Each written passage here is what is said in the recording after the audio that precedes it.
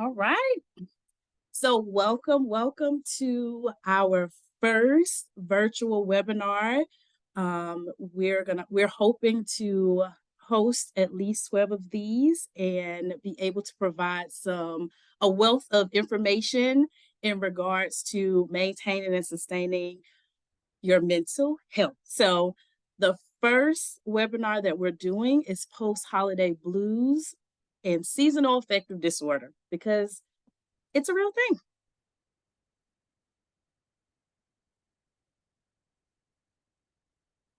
I'm Nakayla. I am a licensed clinical social worker. I'm a behavioral health manager here at Avance Care. I treat patients from age 13 and up. I utilize CBT and TFCBT in regards to my treatment modalities. I have worked in a slew of settings from outpatient that I do now to intensive in home for at-risk youth. I've worked at group homes for at-risk youth, as well as day centers for adults and children. So I've been in a different areas of the mental health field, and I've loved every area that I've worked in. So um, that's a little about me. So, all right, let's get started. All right, the holidays are over, and sometimes we can sit there and we're like, but why do I feel this way? Right? Although the experience or the event has passed, that doesn't always mean that our mind and our bodies automatically adjust to what has ended. And sometimes we have to manually get our bodies adjusted to that. So sometimes we end up in the next year screaming Happy New Year, and somebody asking us a question, are you okay? Why? No, I'm not stressed. Do I look stressed? So now we're looking like the eagle on the screen because our bodies and our mind didn't quite adjust from the stressful season that we just encountered. So, what is stress? So, when we think stress, one thing we have to understand is that stress is normal. Everyone who is considered a human experience stress, and it's manageable with the right skills. So hopefully you'll be able to walk away with some skills that you can utilize outside of this webinar in your day-to-day life. One thing stress is not is avoidable and always easy to detect.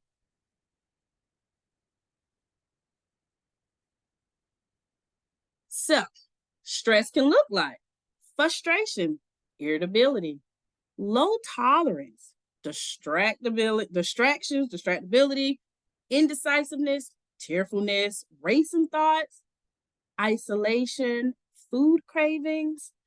Stress can feel like tension, body aches, fatigue, insomnia, hypersomnia, panic symptoms, IBS symptoms, stomach discomfort, and difficulties breathing. And one thing I did not say at the beginning of this webinar is that if you have active questions, I do have the Q&A chat open. So feel free to jump in there and drop your questions. And throughout, I'll monitor that as best as I can and answer them throughout. So I want this to be as active as possible because I don't want to feel like I'm talking at you and you got a burning question, drop it in the chat and I'll try to pause and answer it as I go.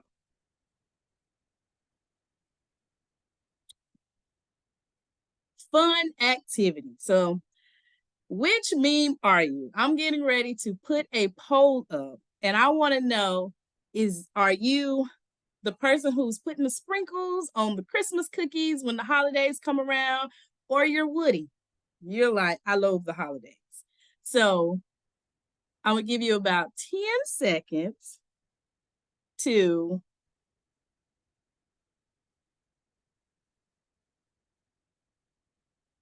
answer that. That should be coming your way now. Tell me, which meme are you?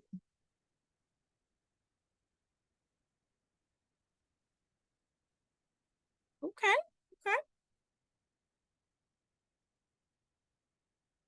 Share the results. All right. Most of you love the holidays.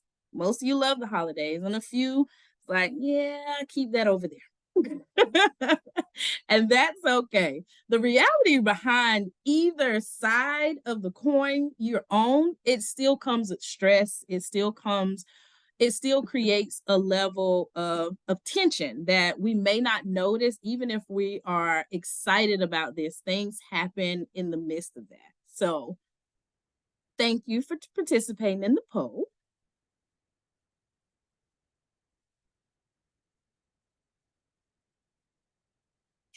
So looking at,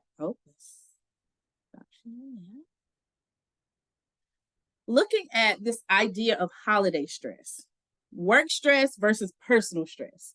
Work stress can look like work projects, deadlines, limited staff because people are taking PTO. This season, we got flu. We got this new thing that we got that caused us to have a pandemic called COVID. Strep around this time, like there are illnesses that happen, and we can't help it. It's just the season that we're in. Event planning at work, holiday parties, and open enrollment. That is a stressful time for me.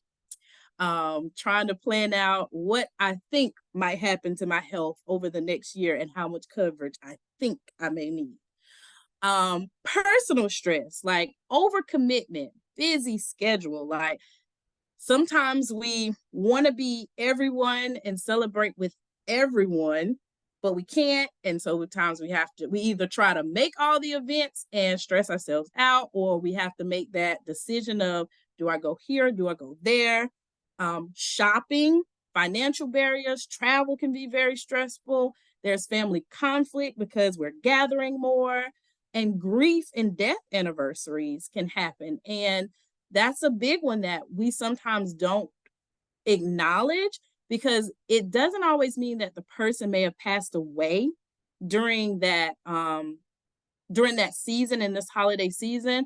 It can also mean that it was their favorite holiday, or this is the first round of holidays or the second round of holidays that you don't have this person with you. So that grief and those death anniversaries, those creep up, and we don't even know that it's happening and why we're so gloomy. I think I have a question, so I'm gonna pause.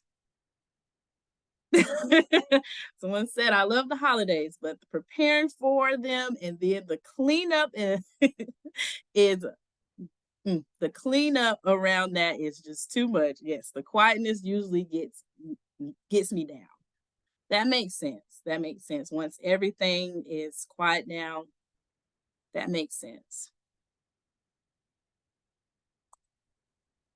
And adding to that layer of, here we are talking about stress, sometimes maybe it's not just winter blues or holiday stress. Sometimes we can experience what we call seasonal affective disorder, and that is also known as SAD. So, what that is it's a reoccurring major depressive disorder with a seasonal pattern. And seasonal depression, it can happen in any season, but the most common presentation of SAD is in the winter season. So we see more episodes of seasonal affective disorder during the winter seasons, and that's usually likely because the colder months and the lack of sunlight is typically why we see that presentation of seasonal affective disorder higher than the summer and spring months. And so the pattern must be present for at least 2 years. And so you have 2 consecutive years of like around the fall, towards the end of fall, leading into the holiday season, and in the winter months, I start to feel these same symptoms, and I can't quite understand why. And the reason why I can't quite understand why is very important, because the symptoms must not be present during any other season, or there can't be another contributing factor to explain the shift. So grief, loss, someone experiencing a traumatic event during that time may be something that causes that shift. So it has to be something that is not, there's nothing to explain the shift, and it tends to happen around this time every single year. And that first encounter, you may not understand what's happening, but then that next season it happens again. May need to figure out if we need support around it. Even the first one, right? Like I tell people all the time, go in and just get checked out. Like we go to the doctor and get a physical once a year, hopefully. And that is to just make sure we're well and make sure we're okay. Even if we feel okay, we need that workup to confirm, in a sense. And I tell people all the time, more than likely your insurance covers at least one mental health evaluation a year. So go in and see what your insurance covers, and take take full, like, allow yourself to go in and get that checkup done. Come and see me. There's plenty of people that have come in and gotten a annual mental health evaluation, and then we don't see each other, but PRN as needed. And so it's nothing wrong with coming in and just exploring to see, like, I came in and got my physical done for my physical health. Now let me see and make sure my mental health is where it needs to be as well. And if not, let's get a few skills and get you there, right? Some common depression symptoms, because like we said, seasonal affective disorder, it is a form of reoccurring major depressive disorder. So those symptoms look like low mood, significant decrease in the interest or pleasure in most or all activities. I'm not going out with my friends. I'm not enjoying my TV shows. I'm not doing much of anything. The weight loss, again, increase or decrease of appetite, insomnia or hypersomnia, easily irritated, fatigue, little to no energy, feeling that idea of worthlessness or inappropriate guilt, difficulty concentrating or making decisions, recurrent thoughts of death or suicide. So these are really important for us to, if we're feeling any of those at any time of the year, to get support. But if we're dealing with seasonal affective disorder, we know that these symptoms will heighten in whatever the season is that presentation is for us as an individual. I have a question. Oh, I think I answered. Okay. All right.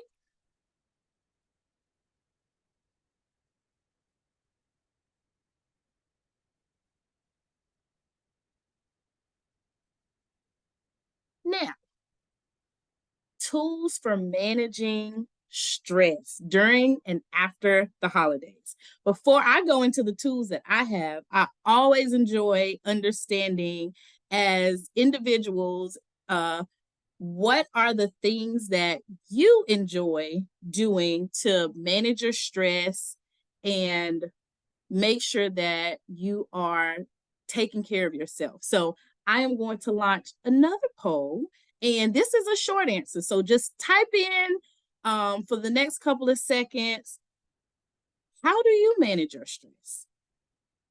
What are some of the things?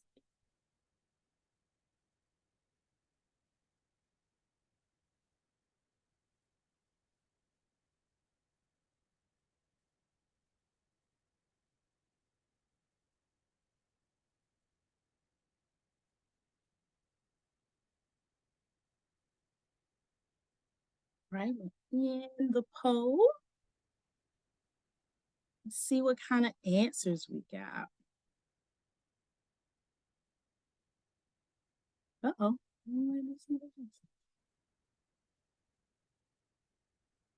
I'll read them out since I can't quite see them on the screen. I was trying to view them. We got walking, journaling, self as a form of self-care, swimming, time in nature, reading, meditation, exercise, walk outside when possible, exercise, relax, and read. So a slew of different things. Sleep and rest, comfort food. All of those things are great examples of managing your stress. Managing your stress.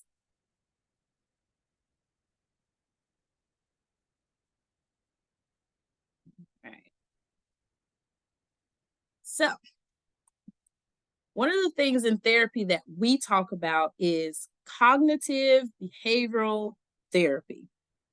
And the reality behind cognitive behavioral therapy, it is this idea that what we think, our thoughts, is connected to how we feel, and those feelings contribute to the actions that we put out. So how we think is connected to how we feel is going to connect the if and what we do. So when we think feelings have a purpose. Sometimes people don't like to feel, but feelings have a purpose. I mean all of it. They're warning signs. All feelings are okay.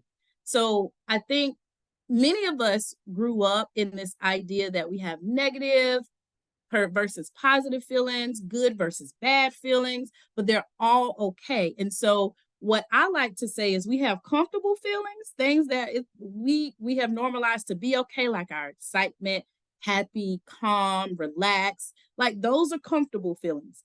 But then we have uncomfortable feelings. That's where we get into the anger, the sadness, the anxiety. Those are uncomfortable, and we don't want to stay in those. We don't want to stay in those feelings and feel that for too long.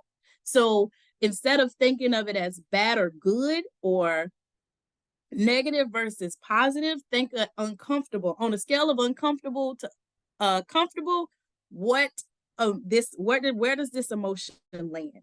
And that will be important for you, because sometimes we get into this fight of like, I don't want to feel this one. And instead of addressing it in the healthy way, we try to push it away instead of allowing ourselves to be and to feel and use the right skills to manage that anxiety, to manage that anger. And we want it gone so fast that we end up responding in a very impulsive way. Feelings are not facts. As much as we want them to be, emotional reasoning, they're not facts. Feelings are scalable. One thing that I enjoy doing is pulling out a journal. And I will do this for myself, and I tell my clients to do this as well. And on that very first page of that journal, draw a body outline. And in that body outline, allow yourself to get as colorful as you can. I'm reaching in my thing. I think it's a pack of like 20 different colors. And what I do is I take maybe my top 5 most uncomfortable, and maybe my top 5 comfortable. And it can be lower than that if you need to. 10 can sometimes be a lot. So maybe top 3 for each comfortable and uncomfortable, and give them a color and do a body scan from head to toe and acknowledge, where does the anxiety show up in your body? Is it the heart racing? Does your legs get to shaking? Like shortness of breath? Like, where does the anxiety show up in your body? Where does the anger show up in your body? And so that'll allow you to say, if it's my breathing, maybe I need to focus on deep breathing. If it's my legs, maybe I could exercise to kind of get some of that out. So doing the body scan allows you to not only acknowledge the emotion, but acknowledge how the emotion actually shows up in your world, which gives you so much more insight of how to deal with it. And then emotions can cause physiological symptoms, like we said, and so that's where the body scan comes in. Have questions? Let's see. Outside of, so this one here, I want to answer very carefully. Sunlight outside and warm weather and vitamin D can help with the SAD. I would say follow up with a therapist, because I don't want to give guidance when it comes to SAD, and you're a very unique individual, and they can create a treatment plan for you. Like, I really want you to get the best care, the quality care, and not just a cookie cutter answer. So yes, warm weather and vitamin D help, but being able to talk it out and acknowledge and figure out what is actually happening in your own body, and like how it's showing, how is the presentation showing up for you, to create a unique treatment plan.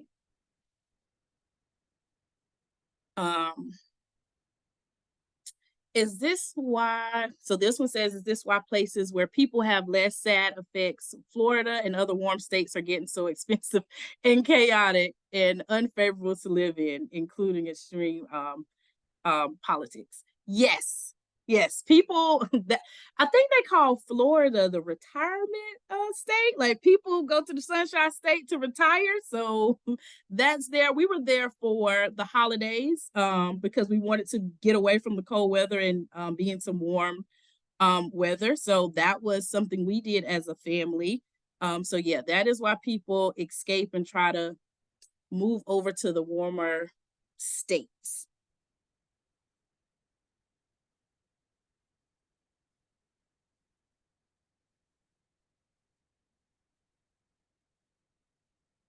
Now we got our thoughts.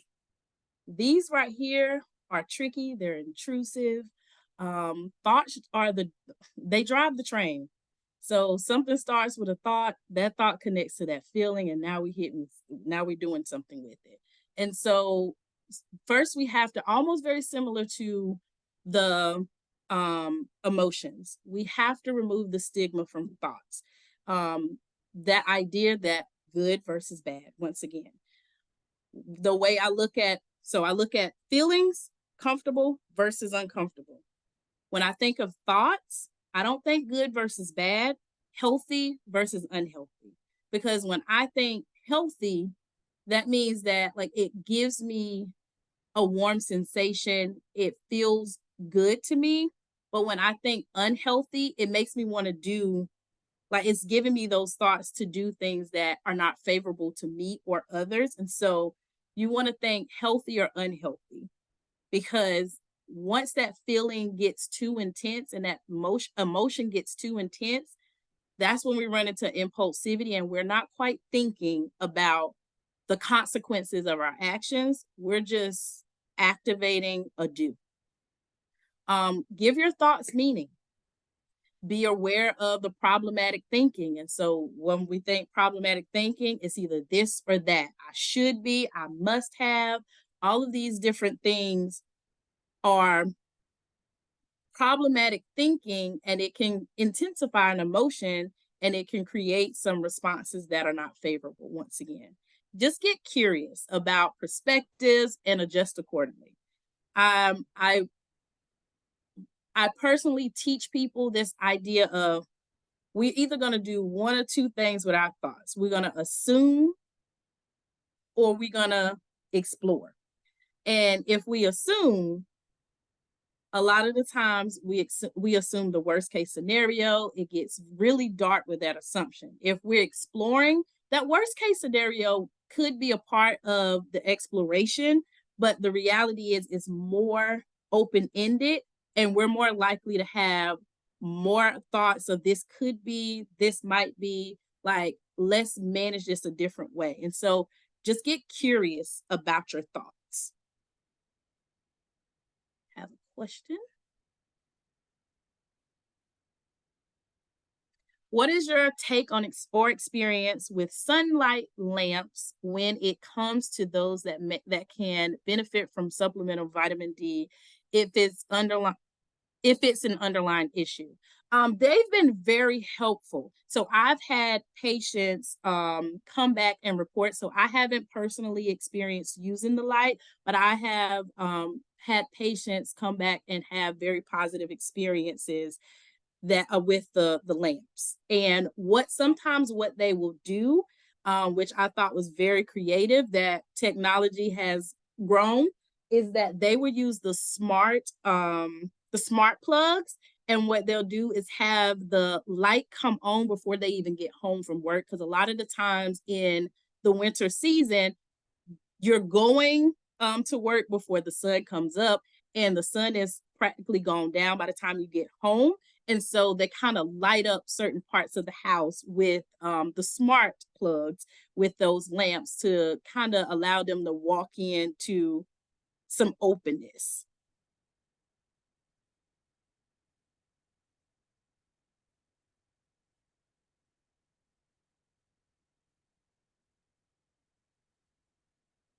Now, managing your actions. Managing stress, remember, it's a choice. We are accountable for our actions toward ourselves and others. So, for example, if I get a call from my husband that I need to get home as soon as possible, so instead of going the speed limit, I think I want to go 15 to 20 over. That cop get behind me, I have to be held accountable, likely, for driving over the speed limit, no matter if I tell this police officer that, like, I'm really stressed, I got to get home. This police officer, may have some empathy for me and let me off, but the likelihood is low, especially if I'm driving that fast in a 45. So just make sure you're understanding that, like, managing your stress, it's a choice and it's your responsibility. And once those actions are formed, you have to take accountability for what you're putting out in the atmosphere and making sure that it's not harmful towards yourself, others, the environment. Just be mindful. Know your coping strategies. Ensure your coping strategies match your level of distress. That goes back to that body scan. Something to add to the body scan is when you are looking at your emotions and I say I feel angry or I feel mad right now, I need to ask myself, on a scale of 1 to 10, how extreme is it? Because if I'm mad at a 2, I may be able to just walk that off. If I'm mad at a 10, I may be able to get some rest, take a nap, isolate myself from everyone, journal. I may need a combination of things to kind of help get me back on track, depending on my level of distress. So you have to know yourself enough to say, okay, I can manage this in this setting, or I can manage this to this degree right now, right here, or I need to remove myself because I can't manage any further.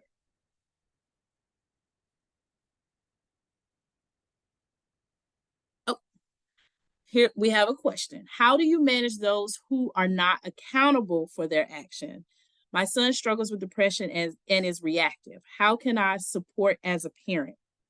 So something I would say is, honestly, do he have are you actively seeking therapy for him as well? Because what that allows you to do is allows him to learn how to manage and first he got to understand his emotions. Reality is that as children, they get really big really fast, the emotions do, and we don't always have the skills to really understand, and so we act out.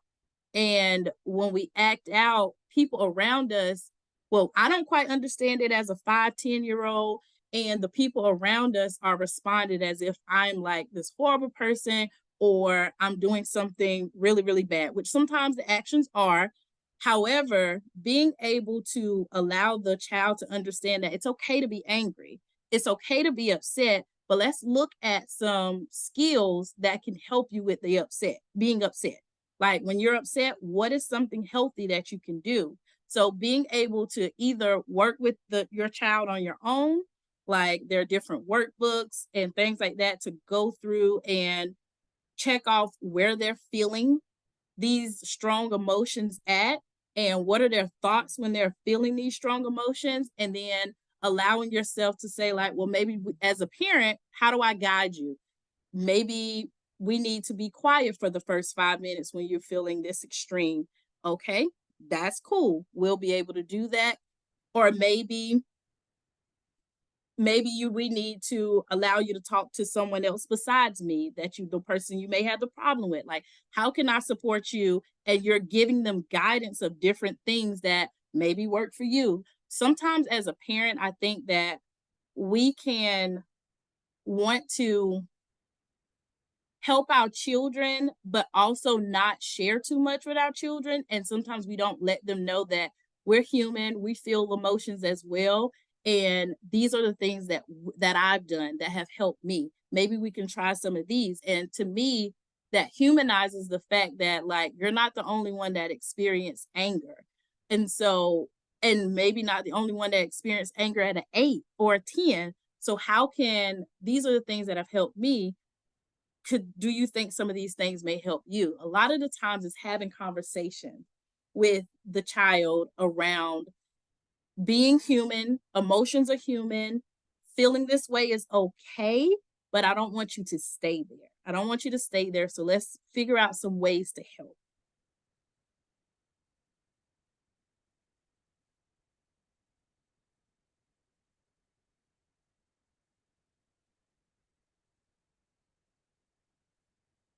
And here are some actual tools that you probably can use with the son as well. So these tools are helpful for at any age. And so one of them is 5 4 3 2 1 grounding exercise. Like really allowing them, because sometimes we can get so lost in our thoughts, so lost in the emotion that we dissociate. We're not here. We're not really grounded in what's really happening because we done catastrophize whatever the experience was. And so that 5 4 3 2 1, what are 5 things that you can see? What are 4 things I can touch? What is 3 things I can hear? 2 things I can smell, 1 thing I can taste. And so it allows you to kind of come back to the hearing now. It grounds you in the experience and allows you to kind of not get too and not to catastrophize it too big, so big that you can't experience what's happening, like you lose sight or control of what's happening in your body. And sometimes even guiding them to do the exercise or asking them, is it okay if I start calling this out for you? Like this grounding activity, can I start saying, like, hey, John, is what are 5 things you see right now? What are 4 things you can touch right now? So just guiding them. And sometimes they'll start doing that internally for themselves.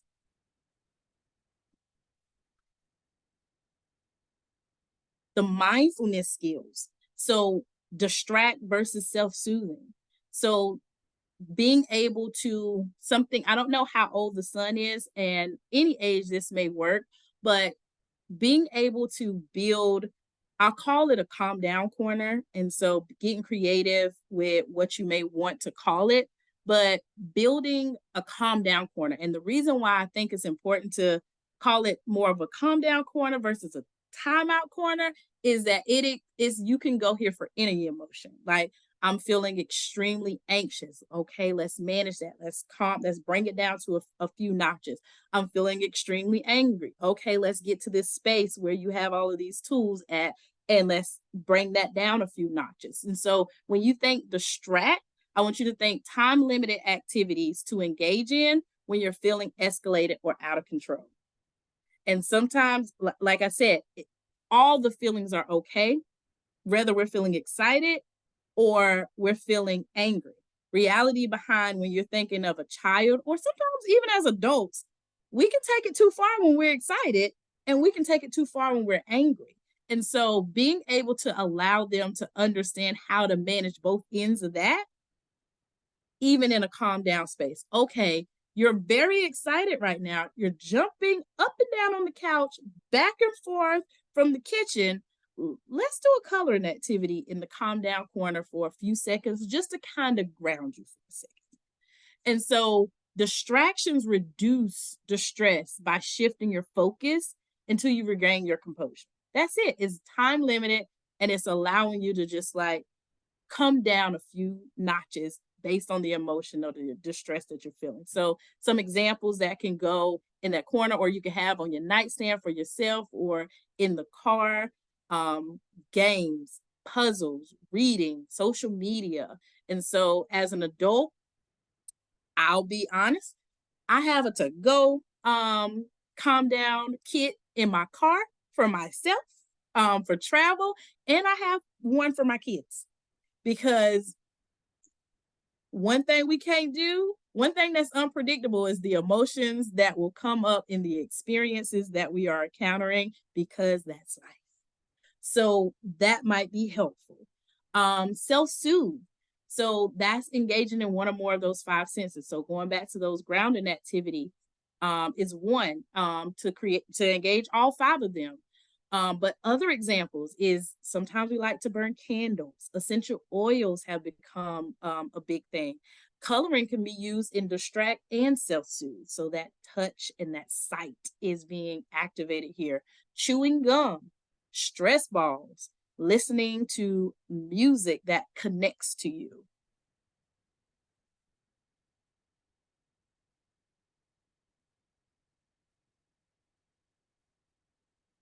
Coming back to the workplace after the holidays can be rough. So we're going to talk about some workplace strategies and some strategies to manage health. So to manage at home, I'm talking about health. To manage your mental health at home and in the workplace. All right.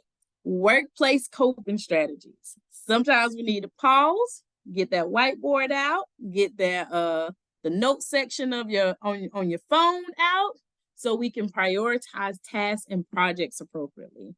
Schedule time off regularly. Like sometimes I know it's difficult to like manage time off, but when you are feeling overwhelmed, I'd rather you choose you over the job, at least for a day. At least for a day. That's why mental health days have become so big and companies are supporting it. So schedule your time off regularly to reset, recharge. Check in with yourself throughout a day. Create a work self-care plan. I operate off of the 3 R's. The triple R effect is what I call it: the retreat, the reset, and the release.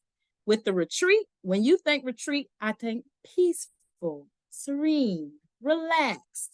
And that's how I want to start my morning before going into the office. So I want to start on a good foot. If it's me getting up typically 30 to 45 minutes before my kids get up, just to enjoy a cup of coffee or watch my favorite TV show or work out. Like what retreat means to me and what peace means to me is unique to me. So thinking about what that looks like for you.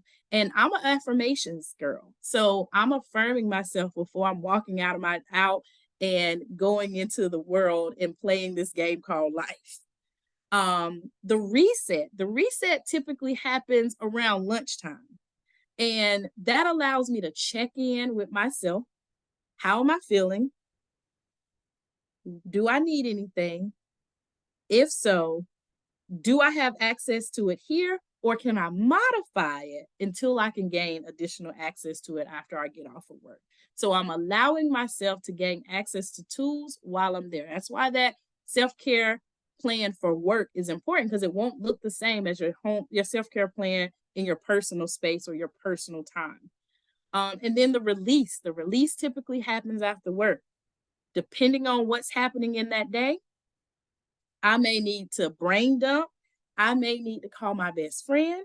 I may need to say, honey, I just need to talk. I don't need you to respond much besides nod your head. I don't need advice.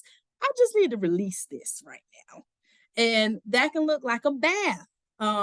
Having the soothing sounds in there with me, lighting the candle while I'm there, dimming my lights. That release is whatever feels good to you. So retreat, reset, release.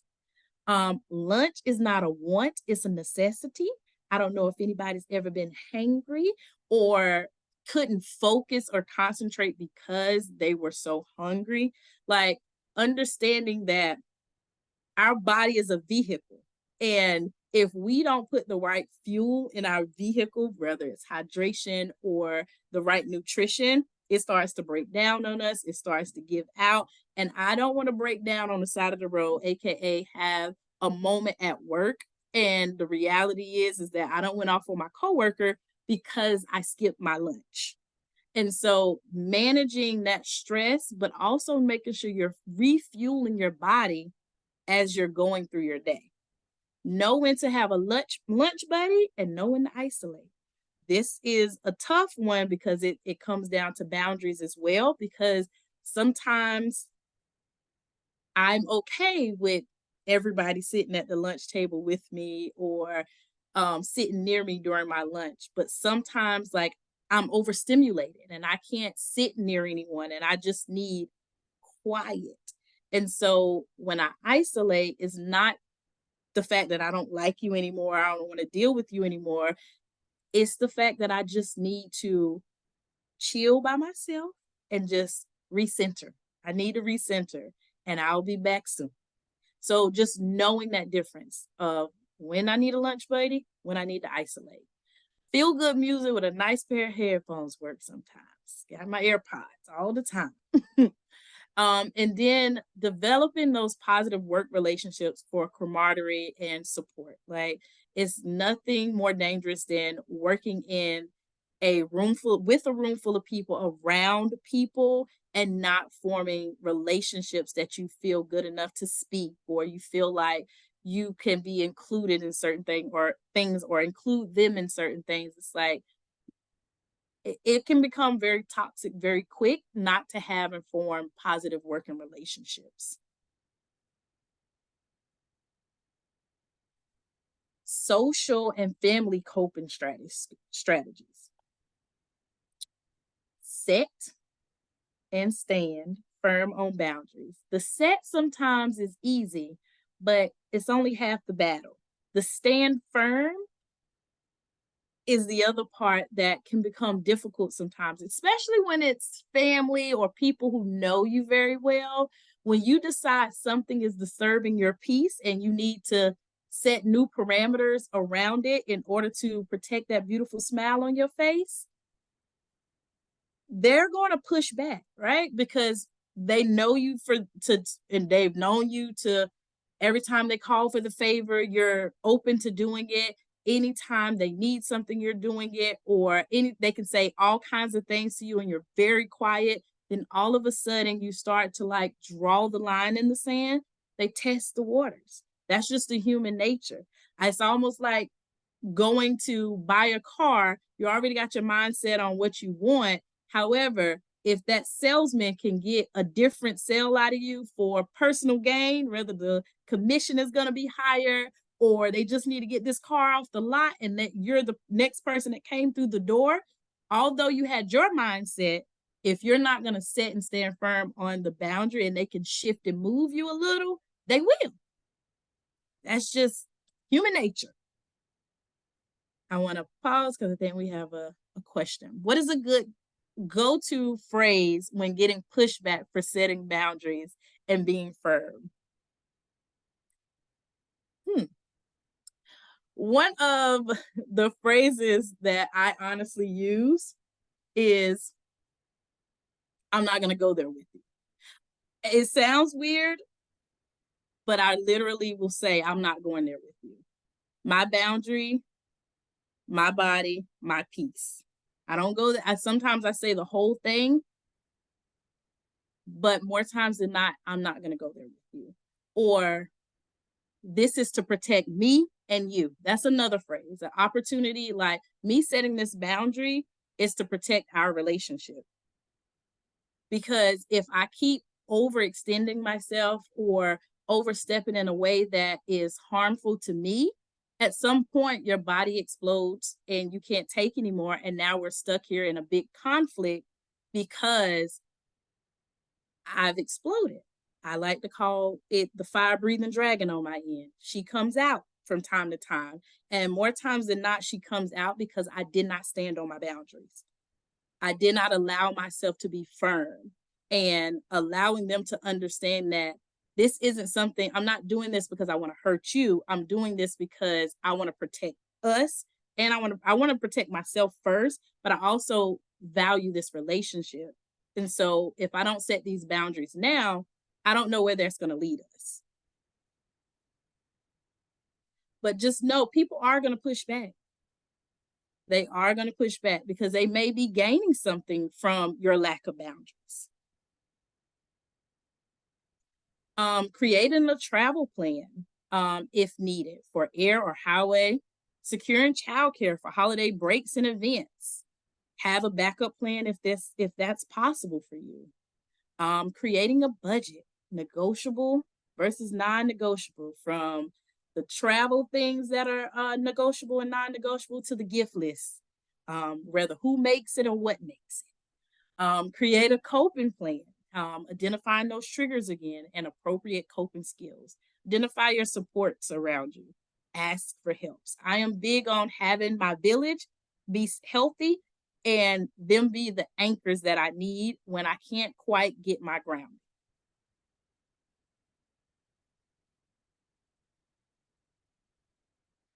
Someone gave some feedback. How about thank you for thinking of me, but no thank you? And follow up with the I value our relationship too much to let this affect us negatively. Love it.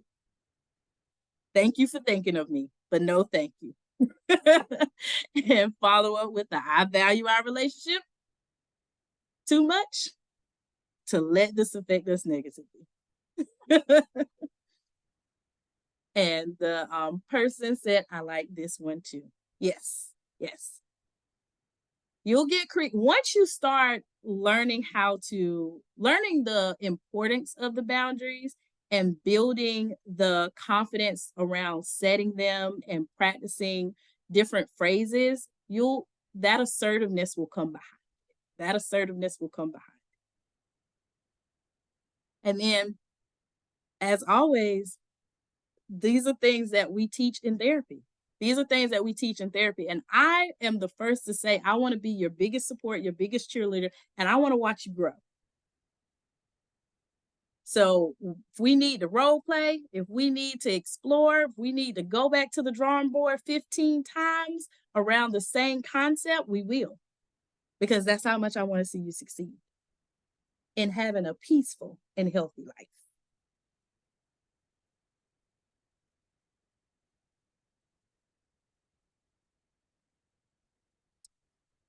All right, taking good care of oneself is crucial. It's so important. And it involves, in my opinion, three major components that one must consider for effective self maintenance. So, in my opinion, there are three major key takeaways, and it involves the self. I say self awareness, self acceptance, self development. When you think self awareness, to me, that is the willingness to explore that inner self without any biases or judgment. Like I'm just calling it what it is and seeing it for what it is. It involves us understanding the intricate details of ourselves, including our strengths, weaknesses, capabilities, limitations. We all have these things, but we have to be super aware of, like, as a human, this is my set. This belongs to me. For better or for worse, this is my set. And that is the first stage. Then you have what I call the messy middle. The reality is that it's sometimes easy to have that awareness. It's hard to accept what we see. And so the self-acceptance portion of it, that is why I call it messy. It's messy middle, because I have to love myself despite all those imperfections and accept my strengths and my weaknesses. It means acknowledging myself at the stage that I am at without any self-criticism. I got to love me at this stage because I am adamant to get to the next phase. And that's where you get self-development. A lot of times people, self-included, because if I could, I would skip that messy middle, because it's just that, it's messy. Some people like to go to self-awareness. I got a problem. This is the thing I want to grow at. Then they want to hop down to self-development. So they're going to look online and try to figure out a plan, some things that they can just put into motion without doing that acceptance part first, and really accepting yourself where you're at and knowing that it's going to take some time, it's going to take some effort, it's going to take some motion and accountability on your part, even to make that self-development plan work. So when you think self-development, you think strategies. Those strategies involve taking the steps to elevate yourself to the next level by acquiring new skills, gaining knowledge, improving one's overall well-being. And it's a continuous process of learning and growing. Like each day, each week, each month, each year, that self-development may change but it's always a part of us. But that awareness and that self-acceptance, those stages got to come first in order for us to build a unique and healthy plan that will set us up for success. Like I can pull anybody's plan. Like we hear a lot of people do motivational speeches of like what worked for them. And then we get motivated and from their story and their progress, and we try to activate their development strategies immediately before stopping. Am I super aware of who I am, what I bring to the table, my strengths, my weaknesses, my capabilities, my limitations? Like, am I aware of that? And do I accept those things? And based on those two phases, the development may look different. And I may be able to take on some of the things that they use in their plan, but I may not be able to take on all of it. And that way I won't beat myself up when I try to activate somebody else's self-care plan, self-development plan, and it only worked to a certain degree. A lot of the times it's because I didn't do the messy middle and I wasn't very aware walking into this.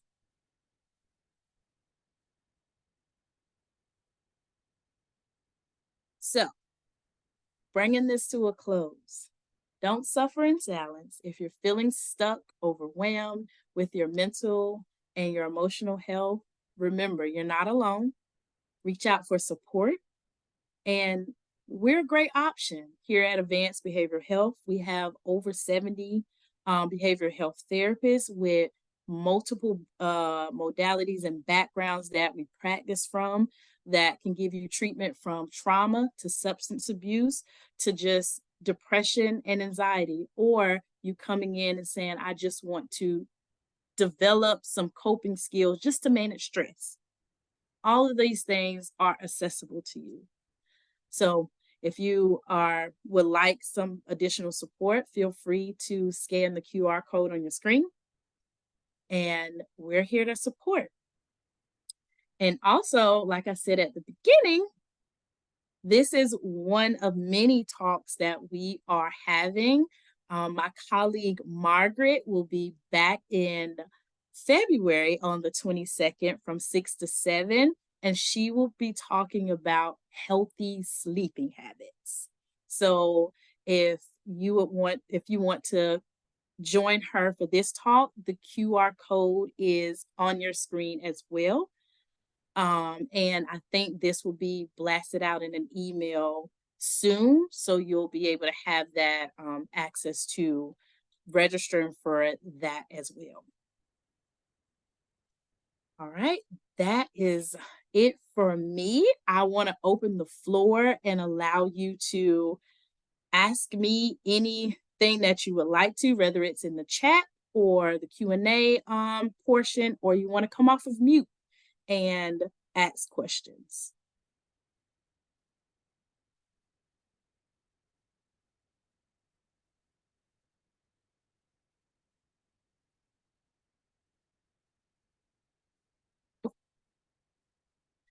If you already have a referral for services but elsewhere, but there's a wait list, do you accept? Yes, yes, we do.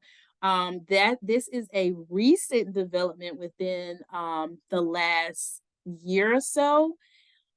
You can scan that QR code and put in a referral request for us, and you do not have to be connected to one of our PCPs already within Advanced Care. We could be your first line of connection. And great work. Thank you for you are so welcome. You are so welcome. I am 100% virtual, but there are plenty of therapists. If virtual is not your cup of tea, there are plenty of therapists that have a hybrid schedule, meaning they offer both in person and virtual. Oh, yes, I will give you the QR code again. I am sorry. Let me share that.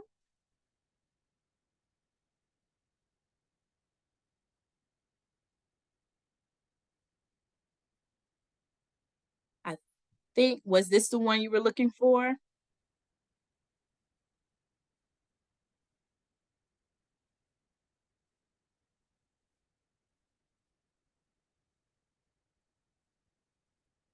Okay.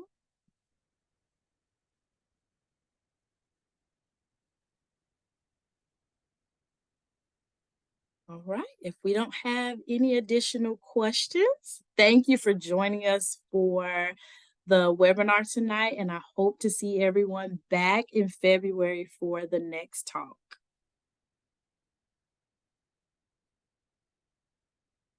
Okay. I think we may have, yep. Thank you for joining.